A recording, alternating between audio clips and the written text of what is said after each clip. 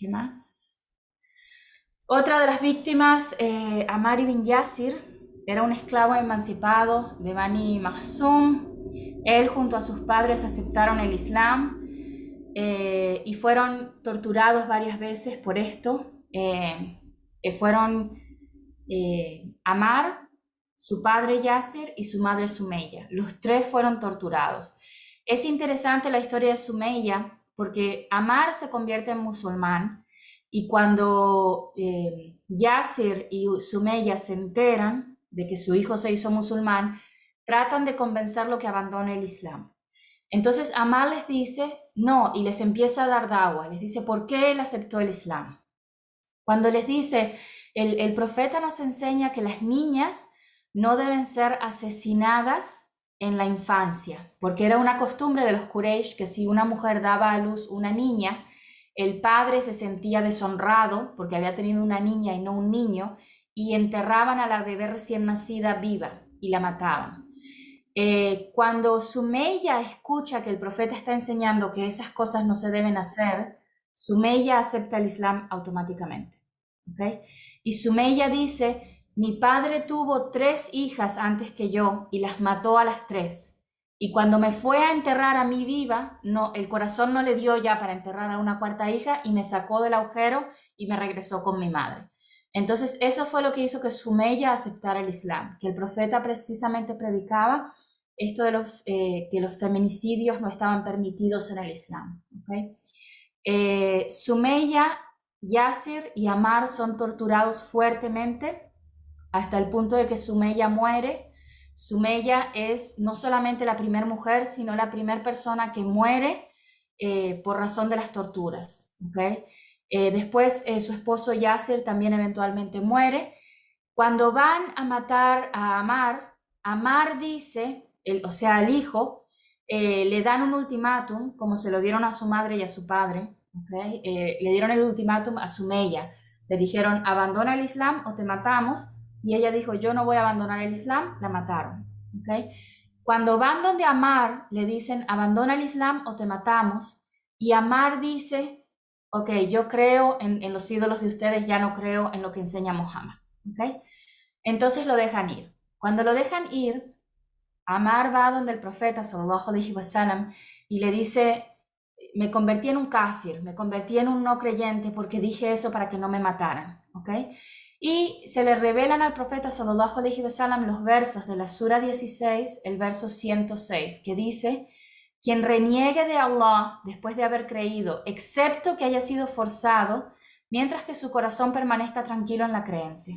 O sea, el verso básicamente dice que si una persona dice de palabra que ya no es musulmán, solamente para que no lo maten, o sea, solamente para salvar su vida, o incluso si lo hace, como hemos visto en algunos casos, algunas hermanas que viven con los padres y los padres le dicen no puedes ser musulmana, y ella dice ok, ya no soy musulmana. Siempre y cuando sea algo de la boca para afuera, no sea algo que en el corazón la persona lo siente, no cuenta en el Islam. ¿Okay? O sea, esa persona se sigue considerando musulmana porque se considera que lo dijo porque fue forzada a decirlo de la boca para afuera. Y eso pasó mucho en España, ¿verdad? Cuando el tiempo de la Inquisición y la Reconquista, que estaban los musulmanes, los musulmanes cripto, que de palabra eran católicos, pero en la oscuridad de la noche en sus casas estaban haciendo el salá, estaban ayunando, etcétera, pero cuando salían a la calle decían que eran católicos porque si no los mataban.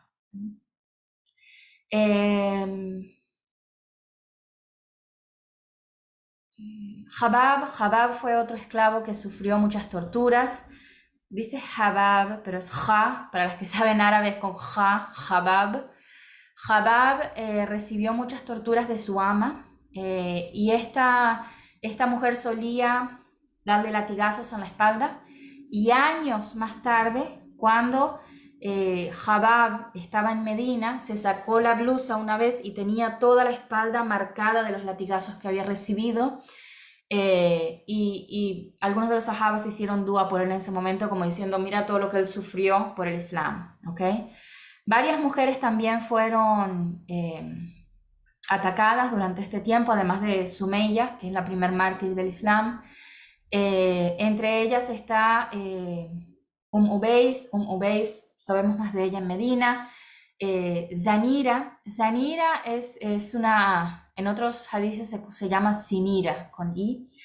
Pero el caso de ella fue interesante porque a ella su amo la torturó tanto que ella perdió la vista. Cuando ella perdió la vista, Abu Bakr se enteró, otra vez hizo lo mismo que con Bilal, la liberó, pagó su liberación y la liberó, la hizo una mujer libre. Y cuando ella se estaba yendo, ¿verdad?, lejos de su amo, del que la torturó y le hizo perder la vista, su amo le dice: sigue siendo musulmana, pero fíjate cómo Al-Lat y Al-Uzza, los dos ídolos principales de Meca, te han sacado la vista por eso que tú has hecho. Como diciéndolo, porque tú eres musulmana, nuestros ídolos te sacaron la vista. Sinira se devuelve y les dice: juro por Allah que eso no es verdad. Sus ídolos, Allah y Al-Uzza, no tienen ningún poder sobre las personas. Y Allah subhanahu wa ta'ala le devuelve la vista a Sinira. Entonces, por su fe, dicen los hadiths, por la fe que Sinira tuvo, Allah le devolvió la vista. ¿Ok? An-Nahdia y su hija también fueron dos mujeres que fueron torturadas. Y la última, que no está acá, fue una, ¿cómo se dice? Una esclava que tenía Omar. ¿Okay? Omar eventualmente se hace musulmán en el año 6.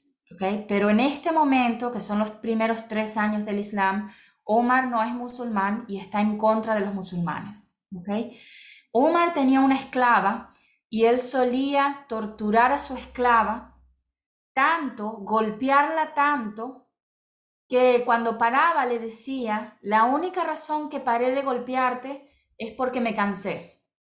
O sea, no paré de golpearte porque me da pena ver que estás sangrando o estás mal o algo así. Paré de golpearte porque estoy cansado. Voy a descansar un poco y regreso a golpearte otra vez. ¿Okay?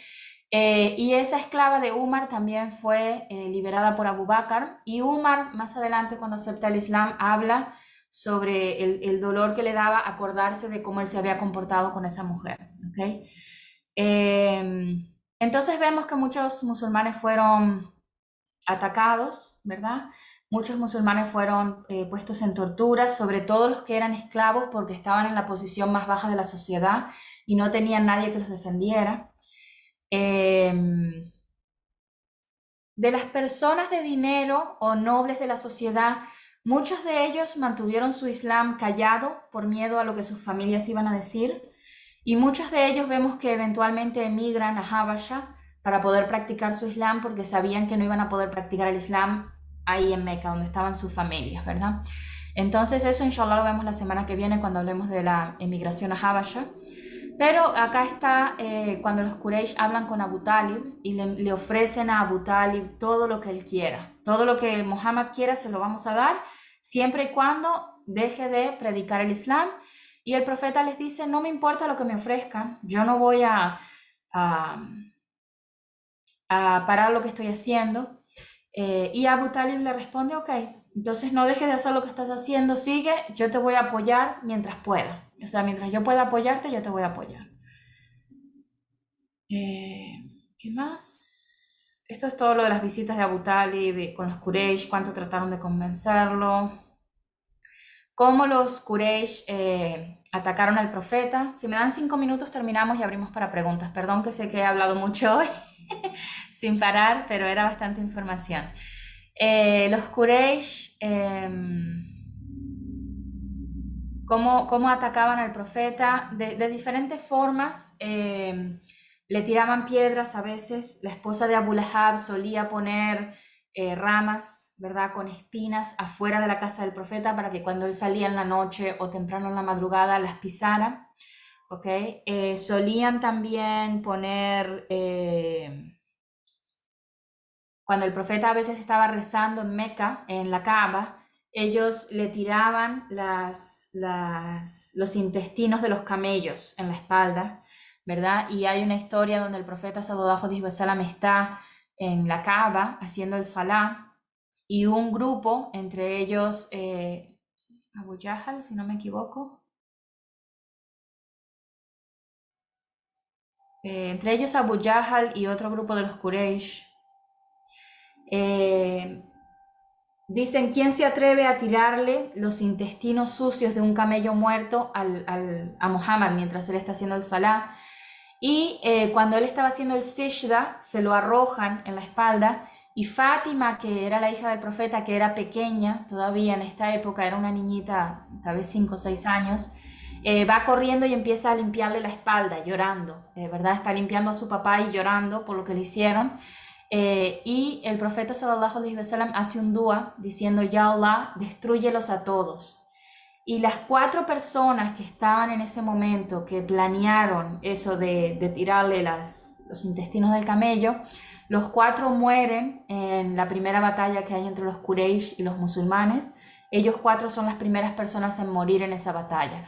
O sea que queda como que Allah subhanahu wa ta'ala responde el dua del profeta, haciendo que los 4, que en ese momento el profeta hizo dua en contra de ellos, que los 4 murieran. Bien, creo que eso es en general todo. Pueden leer más detalles. Bueno, perdón, la casa de Al-Arqam, Al-Arqam ibn Arqam, ¿ok?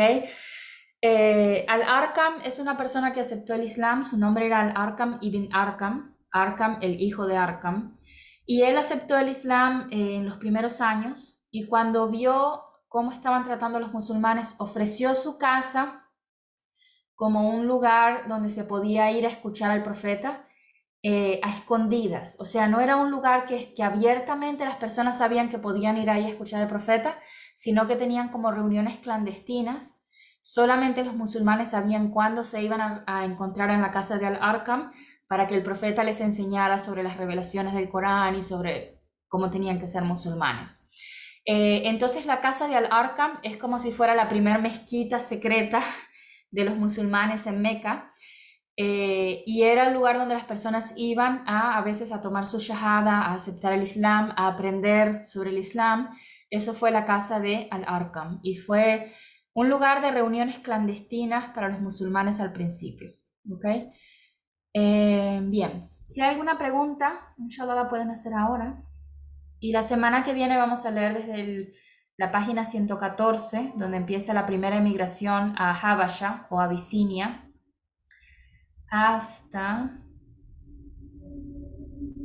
vamos a leer hasta el año 5. El año 5. Podemos leer hasta la shahada de Hamza y Umar debe venir justo después de Hamza. Sí. Vamos a leer hasta...